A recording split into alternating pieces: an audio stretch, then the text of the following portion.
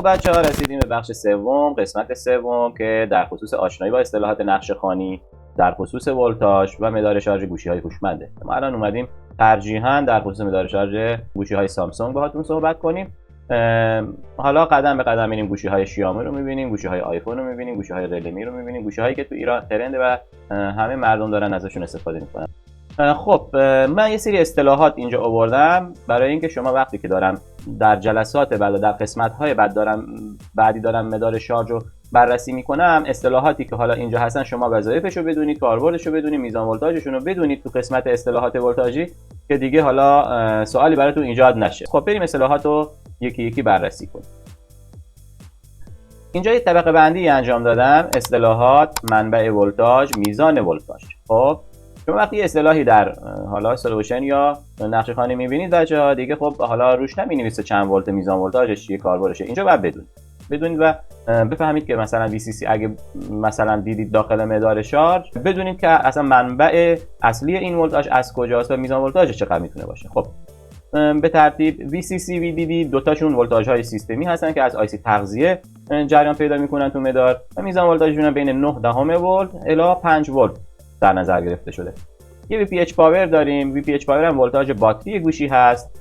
در واقع میزان ولتاژ باتری گوشی که از خروجی ICIF ماست و تو کل مدار میتونه جریان پیدا کنه. خب و میزان ولتاژ اونم بهتون میگم، میزان ولتاژ VPH پاور هم همون میزان ولتاژ باتری هست، یعنی بین 3.2 تا 4.14 ولت. یه وقتایی هم میگن بین 3 تا 5 ولت. خب اینم توجه کنید.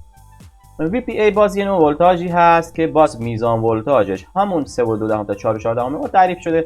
در واقع شما وقتی حالا اصطلاحات رو می‌بینید که متفاوت هستن ولی ولتاژها میزان ولتاژهاشون یکیه، برای اینه که شما بفهمید این ولتاژ مخصوصا برای کدوم بلوک هست، برای چی هست. خب بنا به اون موضوع این اصطلاحات مخففشون رو نوشتن اینجا.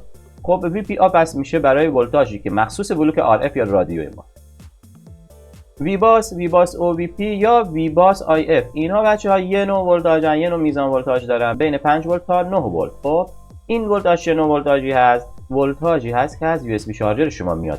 در واقع شما شارژری دارید که ولتاژش 5 ولت هست. شما تا موقعی که این اصطلاح رو در یک مدار شارژ می‌بینید باید 5 ولت رو داشته باشید، یعنی این مسیر رو شما دارید راهگیری می‌کنید، چک می‌کنید تا یه جاهایی نوشته مثلا VBUS یا VBUS OVP یا VBUS IF، یعنی هر موقع این اصطلاح رو دیدید یعنی چی؟ یعنی ولتاژتون میزانش بین 5 تا 9 ولته. بنا به اون شارژرتون اگه 5 ولت میشه 5 ولت، اگه 5.2 ولت میشه 5.2، اگه 9 ولت باز میشه 9 ولت. اصطلاح بعدیمون VCS هست. VCS بچه‌ها میتونیم میزان ولتاژ دقیقاً مثل همون VPH پاور هست، مثل VBAT هست، مثل VBattery هست. در واقع این میزان ولتاژ همون میزان ولتاژ سیستمی هست، همون میزان ولتاژ است که مدار شارژ میده به کل بلوک های مربوط به اون تلفن همراه.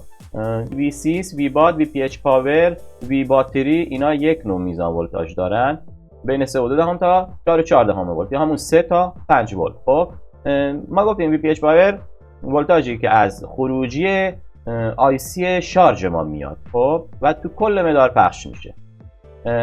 حالا اون VCS هم همینه، VBAT هم همینه. البته داخل گوشی های مثل سامسونگ معمولا VPH پاور هست، داخل گوشی های شیائومی میاد مینویسه VBAT یا VCS. حالا شما جلوتر این اصطلاحات رو که میبینید براتون جا میفته که وجه مشترکشون و وجه تمایزشون چیه. خب VBAT حالا دیگه بات یعنی باتری دیگه، V هم ولتاژ میشه، دقیقاً از همون باتری میاد، یعنی اون ولتاژ باتریمون بین 3.2 تا 4.4 تعریف شده، ما میگیم بین 3 تا 5 تعریف میشه. منبعش همون باتری هست. وی باتری باز میتونیم از باتری بگیریم منبعش، باز میتونیم اصلا از خود ICIF مون. VIO یعنی ولتاژ این و ولتاژ اوت، یعنی ولتاژ ورودی و خروجی. رگوله شده از IC تغذیه بسته به نیاز مدار و IC میزان ولتاژ. VIO میتونه همون VCC یا VDD باشه بچه‌ها. خب این همون ولتاژ ورودی خروجی که حالا میدیم به مدار، میدیم به IC. V این در واقع همون ولتاژ ورودی هست. خب میتونه باز ولتاژ VPH پاورمون باشه، VBATمون باشه، VCC مون باشه، VCC باشه، VDD باشه. V این ولتاژ ورودی. حالا چه نوع ولتاژی دیگه طبق نقشه مشخص. V out یعنی ولتاژ خروجی. اگه V او رو دیدید یعنی ولتاژ خروجی. حالا اینجا من نیاوردم ولی خب به صورت کلی VIO رو آوردم خدمتتون که بدونید. باز اون V out معمولا ما از IC های اون کنورتر ولتاژی وی اوتو داریم. یعنی چی؟ یعنی یه ولتاژی یک نوع ولتاژ رو با یه میزان ولتاژ خاصی گرفته و یک نوع ولتاژ با میزان خاص دیگه ای داره جریان میده تو برد گوشی. خب مثال میشه IFPM. خب یه سری نکات اینجا آوردم، اینا رو توجه بکنید دوستان. میزان ولتاژ های برخی از اصطلاحات دقیقاً مشابه هم میباشد، ولی باید توجه کنیم که بنا به وظایفی که آن ولتاژ به عهده دارد نامگذاری شدن. من بهتون گفتم VPH پاور، وی باس، VC اینا همه در واقع یه میزان ولتاژن بچه.